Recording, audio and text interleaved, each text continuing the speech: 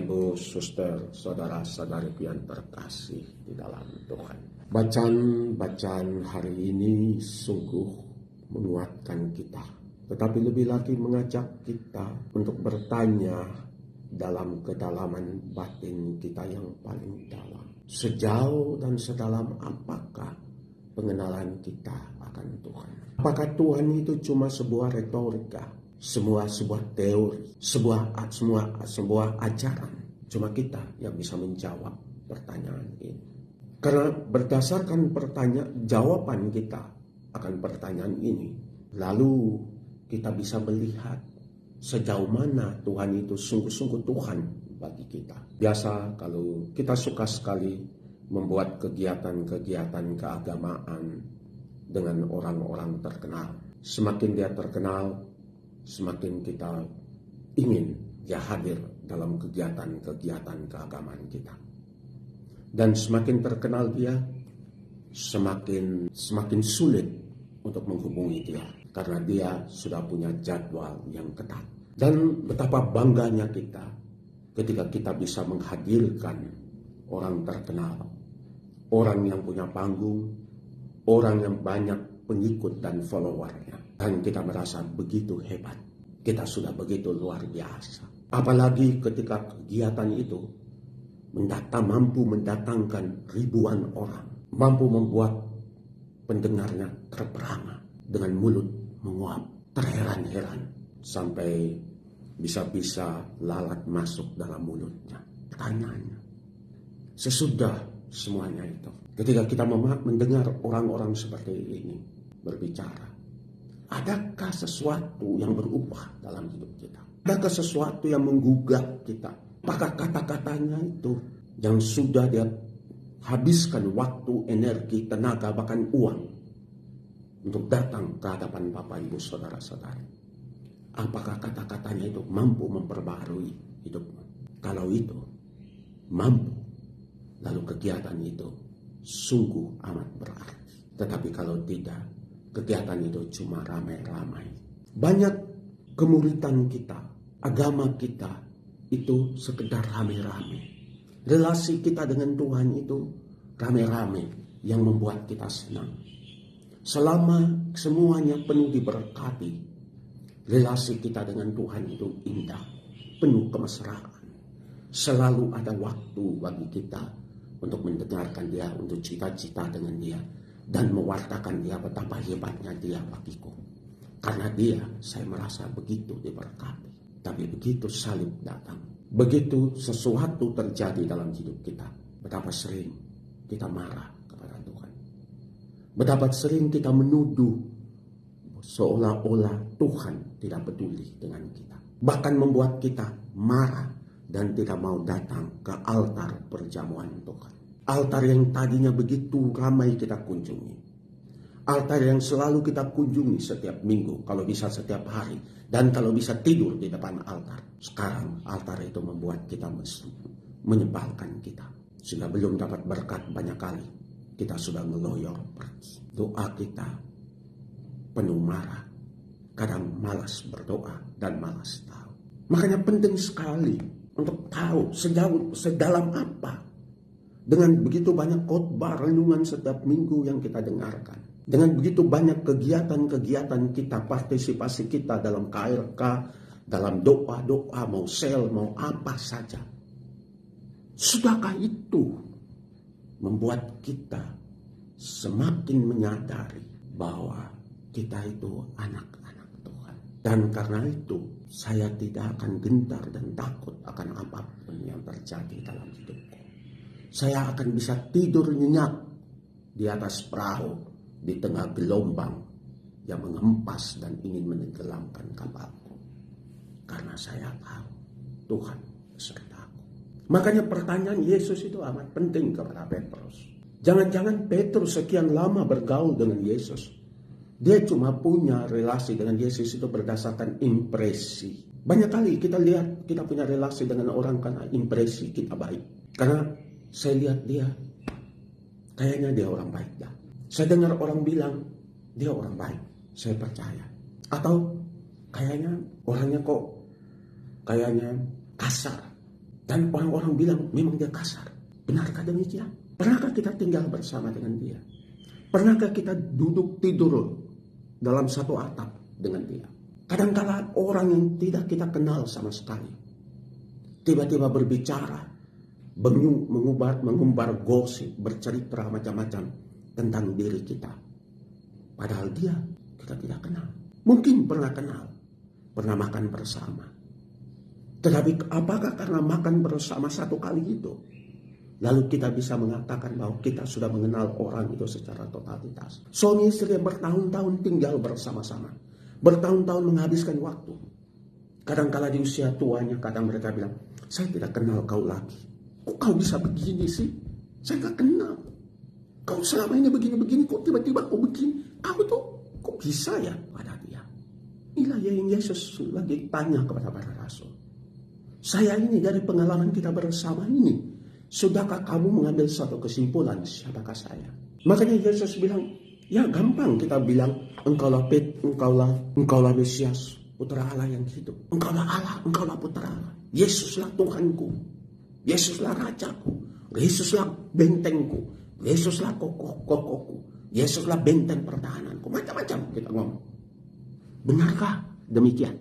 Benarkah Yesus itu demikian? Ataukah Yesus itu cuma sebuah teori yang kita ucapkan di saat semuanya baik dan indah? Makanya hari ini Yesus, gerejanya menantang kita untuk bertanya dalam kedalaman batin kita. Siapakah Yesus itu sesungguhnya bagimu? Gereja dan Yesus mau bertanya kepada kita. Jawaban yang muncul bukan dari satu teori semata, tetapi justru dari satu teori dan berangkat dari satu pengalaman pribadi dan perjumpaan yang terus-menerus dengan Tuhan dalam setiap peristiwa hidup kita. Sehingga kita bisa mengambil keputusan bahwa Tuhan itu adalah demikian. Ketika saya bilang Tuhan adalah Rajaku, ketika saya bilang Tuhan adalah pelindungku, saya tahu karena saya pernah mengalami. Bukan cuma sekali, tapi terus-menerus dalam hidupku. Betapa Tuhan selalu menjaga, melindungiku. Lalu, ungkapan iman tidak lagi menjadi satu ungkapan teori.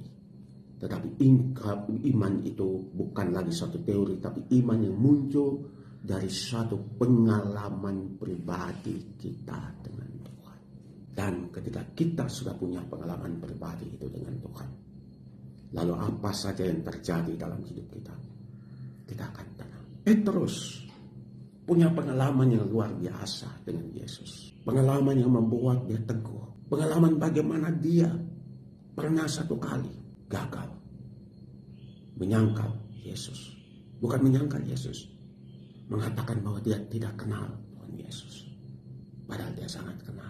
Tetapi daripada alih-alih Tuhan menghancurkan hidupnya, tapi justru ketika Tuhan ketemu dengan dia, Tuhan tanya kepada dia, apakah engkau mengasihi aku? 3 kali dia menyangkal, 3 kali Tuhan bilang kepada dia. Dan kepada Petrus itu Tuhan bilang kepadanya, kepadamu akan aku berikan kunci kerajaan surga. Apa saja yang kau ikat di dunia ini akan terikat di surga. Dan apa saja yang kau lepaskan di dunia ini akan terlepas di surga. Dan atas dasar inilah gereja itu dibangun.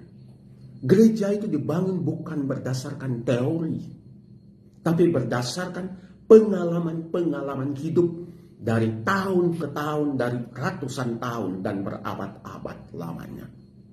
Pengalaman hidup yang dimulai oleh para rasul sebagai orang Katolik, pengikut Kristus. Atau juga pengalaman hidup yang dialami oleh Bani Israel. Makanya setiap kali pesta Paskah, orang Yahudi itu selalu disuruh mengenakan pakaian compang-camping dan makan makanan yang pahit. Dan disuruh untuk membunuh seekor anak domba. Anak domba itu harus dimakan, yang sudah disiapkan untuk pesta Paskah. Dan harus dimakan bersama-sama. Kalau tidak cukup, kalau berlebihan daging itu, mereka harus mengundang tenaganya. Pokoknya tidak boleh ada yang sisa. Apapun yang sisa harus dibakar. Bukan cuma dengan pakaian compang-camping. Mereka harus dengan tongkat. Untuk apa? Untuk kembali ke titik awal perjumpaan mereka. Pengalaman perjumpaan yang dasar. yang mengubah seluruh hidup mereka, yang membentuk mereka menjadi suatu bangsa pilihan Tuhan. Pengalaman ini tidak boleh kita lupakan. Karena pengalaman ini amat diperlukan.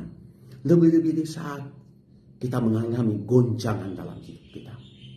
Ketika kita mengalami tamparan dalam hidup kita.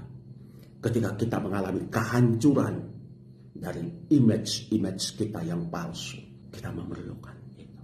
Makanya ketika sesudah mengalami itu, ketika Petrus ditangkap di Roma, dan ketika dia dijatuhi hukuman mati, disalibkan, dia bilang, kalau saya mau ketika disalibkan, kepala saya ke bawah, kaki saya di atas, karena saya tidak layak seperti Yesus. Dengan begitu banyak berkat dan kuasa, dengan begitu banyak pengaruh, dengan begitu banyak kuasa di mana kuasa di bumi dan kuasa di langit yang Tuhan berikan kepada dia, dia masih menyadari bahwa dia itu bukan siapa-siapa di hadapan Yesus. Itulah iman, itulah tanda.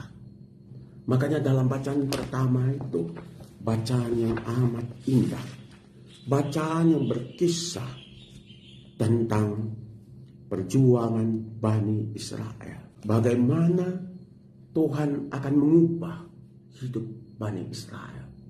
Meskipun mereka melenceng jalan hidupnya, Tuhan akan mengembalikan mereka.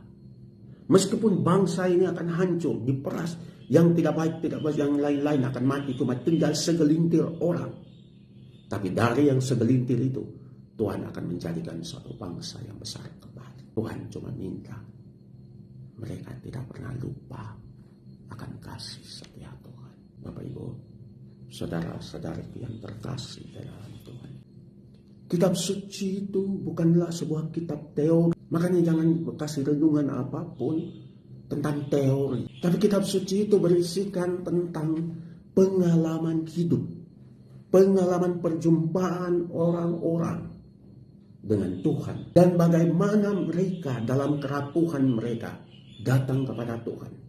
Tidak malu dengan kerapuhan mereka. Tapi dengan seluruh kerapuhan mereka, mereka membiarkan tangan Tuhan menuntun mereka. Membiarkan Tuhan menjamah mereka. Membiarkan telinga mereka untuk mendengarkan sabda Tuhan. Mendengarkan teguran Tuhan. Mendengarkan amarah Tuhan. Tapi di balik semua itu, mendengarkan kasih Tuhan yang luar biasa kepada mereka. Lalu kitab suci bukan lagi menjadi suatu teori, tetapi menjadi kisah hidup. Dan kitab suci haruslah demikian. Makanya pertanyaan kita, Yesus hari ini, siapakah aku menurut engkau? Yesus tidak bertanya tentang suatu teori. Bagaimana Anda berteori tentang dia. Tapi Yesus bertanya tentang pengalamanmu dengan dia. Lalu apa yang menjadi kesimpulanmu tentang dia? Tuhan memberkatimu.